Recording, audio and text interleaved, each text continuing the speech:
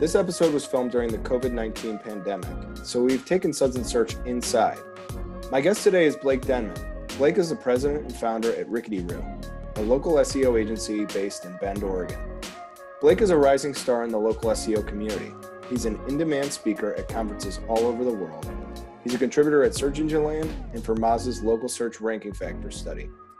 Blake is a huge fan of the show The Office and frequently incorporates elements from the show into his presentations. I scheduled a Zoom call with Blake to talk about local SEO, his presentation at Local U, and his new project, Very Good Local SEO. Blake, thanks so much for coming on Suds Search. How's everything going in Bend, Oregon? You know, it's weather outside, it's cloudy, it's kind of gloomy. Trash day, I gotta take my trash cans out because I kind of forgot what day it is. There you go. All right. Well, this is actually the second time you've been on a SearchLab video. The first time was Greg's Local Search Tuesdays video, and he asked you for one tip, and your tip was that you can't outrank a shitty reputation, that people should really be focusing in 2020 on a review strategy. Why is that so important? I know, but I'm curious what you think. Right. So it doesn't matter like how great your website is or how great your organic rankings are. If you have a shitty reputation, you're not going to get any new business. And especially in maps, like Google's pretty specific with what they actually talk about too. Like, hey, your review counts matter. Your average rating matters. Like the sentiment of your business matters. Right. So if I'm a person and I want to really improve I'm a business and I want to improve my reputation. I've got 3 reviews and 2 of them are lousy. What does a review strategy look like for your typical SMB? Not like a restaurant who gets a ton of reviews, but just your typical dry cleaner, medical professional. So we would want to address those negative reviews and see if it's consistent. Like if they're both about the same person or the same thing, and maybe it's not just 2 reviews, maybe there's 20 of those negative reviews and some mediocre and some positive, then we would want to address that. Like, okay, there's an overall negative sentiment about this aspect of your business or this person in your business. This needs to be fixed because it's going to keep coming up and it's going to keep coming up and it's going to keep coming up. And did I say it's going to keep coming up until it's fixed? And then we would talk about strategy. Like, okay, now we need to start getting good reviews from happy customers, but we can't do review gating anymore. So there are different strategies for different types of businesses that work pretty well. I'm more of a fan of testing different types of strategies to see what works and then stick to that. Yeah, I feel like there aren't 10 ways to get reviews, though. There's like, you can ask customers, which is, I think, the most effective, but it's challenging to scale that out if you have like a bunch of locations. But just asking people, the personal ask is really the main way I would recommend it. You could make some marketing collateral that would stay at your office. But what else can you do that I'm not thinking of right off the top of my head? You could utilize a text messaging platform like GatherUp. Being the main one. Text messaging is another. We have a client who they do follow-up text messages, and they have a pretty high success rate. The other would be email, which everyone's kind of doing. But certain industries, like if your demographic is older, they might not be very savvy with email. So that in-person ask is going to be more genuine from them. So again, it really depends on the business and who their customers actually are. Right. All right. At Local U, it was virtual this year, but you had a couple of placements. You were mostly talking about local link building. I liked a couple of questions. One of the questions was about what's your most effective local link building strategy to date? How did you answer it? What are you guys doing that you find really moves the needle? So it does move the needle. Like in certain industries, it's not going to move the needle as much, right? Okay. Like if it's not a super competitive industry or super competitive location, this one moves the needle and has a pretty high success rate for us. Where, the old tactic of you would offer local vendors a testimonial in exchange for a link on their website. So they would place a testimonial, link back to you. And then in the industry, like you have entire websites like Case Study Buddy, where Joel will build a case study like about for his clients. And I was like, well, why don't we do that at the local level? So like offer a local vendor a guest post / case study where in that first like paragraph of the content you're introducing like who you are, what you do with a branded link back to your website. And then you get into how that local vendor or that local service has really helped your business. Smart. And if you reach out to them and say, hey, I would really love to, you know, if it's a CPA, I would really love to do this. What do you think? And they'd be like, oh yeah, send it over. You write it up, send it over. They're going to publish it on their website. They're going to post it on their social. They might even email blast to their clients like, oh, we're so great that we get to work with this company, yada, yada. So like, not only are you getting that super valuable local link, right? Because you're the only link on that page, but then you're going to get it's going to get in front of a local audience too. Right. And that's a great idea. I love that idea. And I think it's valuable because it's going to end up being a local business. Your CPA is probably going to be in your area. Yep. And you're going to have that link in a prominent placement. So in every way, that sounds great. And the person's going to be happy to do it because you're saying nice things about their business. So exactly. Yeah. So like, I mean, you can't say it's incentivized, but you're really not. If you're being honest, like you actually use that CPA or that commercial cleaning service or whatever service it is or local vendor, like I don't think it's not gray hat, it's not black hat at all. It's just building up more local community. And in my local U Talk, I found one instance where these two competitors for my test subject, received a link from a domain authority one, like literally a brand new website. It was local realtor. I was going to ask you about this part of your talk because I love it. Like these third-party metrics, domain authority, they just don't mean as much to local guys, do they? They don't mean anything to local guys, really, right? No. Yeah. Well, because like we also have to remember that third-party tools, like they do provide a lot of valuable insights, but it shouldn't be the end-all be-all when you're determining the value of like a link or a placement. And like I dare anyone to go into their web, like look at what Ahrefs, Moz, SEMrush, Majestic, any like predicted, like, okay, here's your organic traffic, and then compare that to like your actual in GA or Google Search Console, and you go, wow, that's pretty off. Right. You know, they are valuable to look at, but it shouldn't be the end all be all for qualifying. Yeah. Who was it? Was it Dan who did the one on keyword research where like the estimates were wildly off and none of them were none of them were, that's, I think that one's been done a couple of times, but, all right. So you ran this test though in your local U presentation. Tell us about the test and tell us, I'm sorry, I apologize. I'm underselling it. But it was comprehensive. What were you testing and what were some of your conclusions?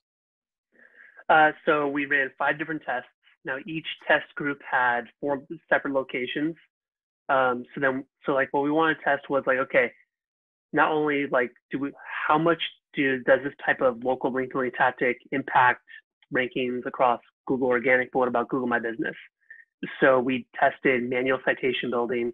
We tested Yext because there's a way like you can build page rank passing links through Yext on 22 domains in our network. So those links are not no followed, and you control the anchor text, you control the page it links to. So we did that for one test. The other test, we did the same thing with Yext, but instead of linking to the client's landing page, we linked to their actual Google My Business CID number to see if building links to the GMB CID would do anything.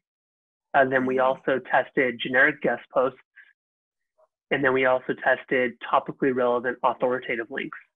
So like generic guest posts would be websites that talk about anything under the sun. You know, their domain authority ranges from 10 to 45 across the board, but there's no real topical relevance across the board. They write about anything under the sun. Then the topically relevant, the domain authorities were around the same range, but they were specifically like categorically specific to the test subjects, like type of business. And like across the board, like what I kind of got from it, like, and one of the other tests we tried to do, but we were unable to fulfill on was local sponsorships.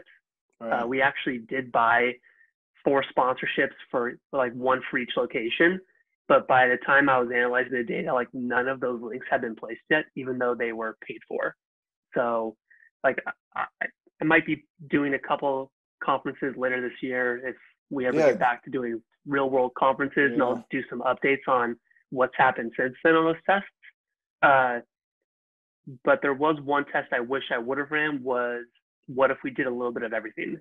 Just to see like, okay, if we did a little bit of everything, what could we like really accomplish? And like across the board, like we did see like what didn't seem to work, the GMB didn't really seem to work. Yext seemed to have mixed results on linking directly to the page. But then you could also say like that's a combination of citation building and link building. Manual citations in smaller markets seem to work pretty well. But like in my overall conclusion was like everybody's results are going to be different. Like you really have to understand like what market are you going up against? Like who are you competing against? And how many citations do they have? Like I think one of my tests, the average competitor had like 150 citations, and after we built 10, they had half as much total, but we actually saw some pretty good gains.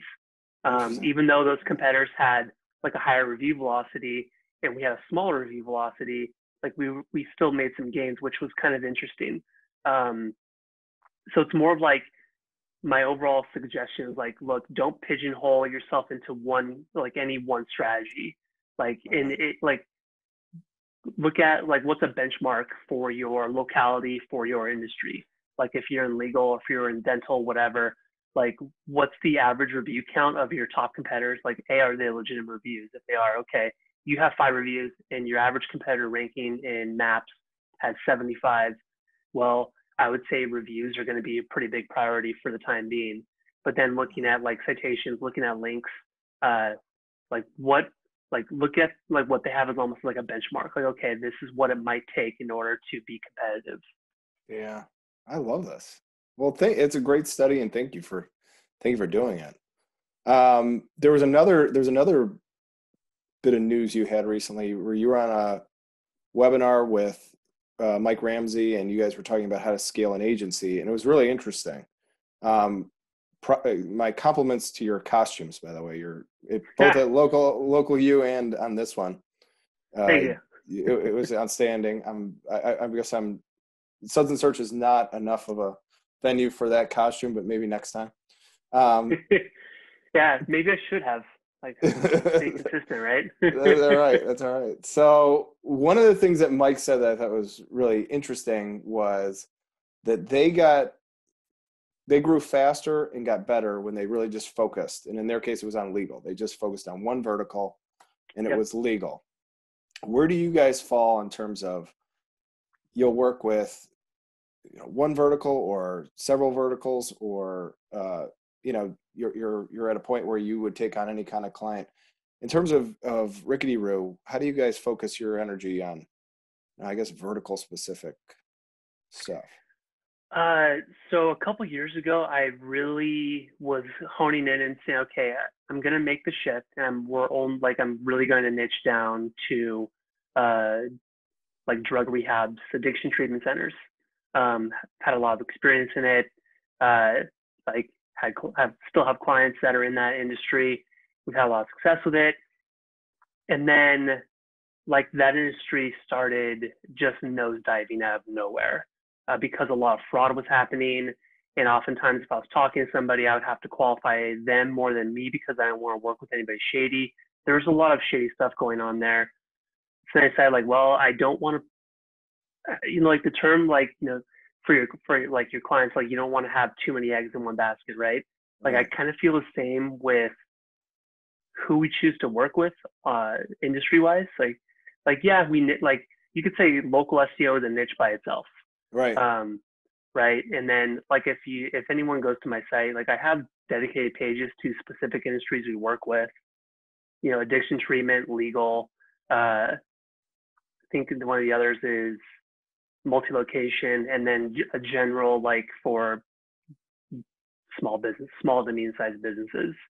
It actually made a lot of headway with like assisted living, which you could just say is health. So I could change all that to health. Like I know other agencies super niche down.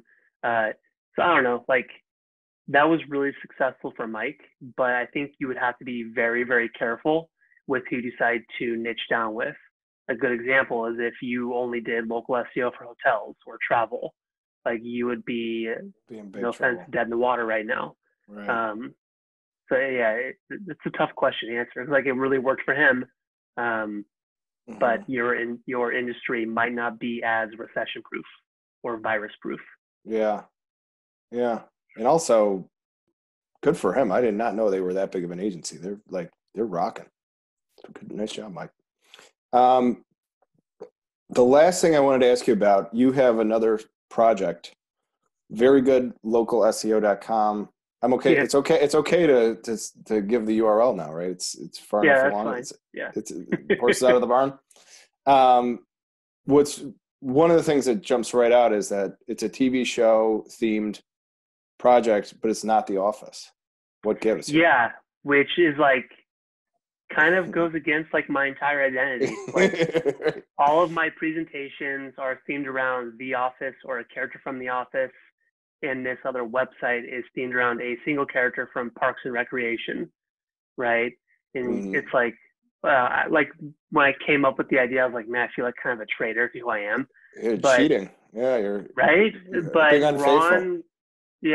Ron is kind of the perfect character for who I'm trying to like convey the information to. Like, and I mainly want to create that site as a resource, and just to write like everything I've kind of learned over doing local SEO for more than 13 years now. And without any like fluff, like if you've written this or anybody that's listening has written stuff like the ultimate guide, the unbeatable guide, the definitive guide, you know, like it's kind of throwing a little shade at Brian Dean because he made that stuff so popular. But it's worked really well for him and then everybody else adopted it. Like I get so, no offense, sick and tired of seeing that crap that I was like, well, very good. Sounds pretty good. Like, I want to call it like the ultimate local SEO guide.com. Yeah. And, you know, then put some humor in there too. Thank you so much, Blake, for being on. And I'll see you at a conference, I'm sure, sometime soon when these things get back up and running. But for now, just again, thanks again for being on here and look out for you soon. Yeah, no problem. Thanks for having me.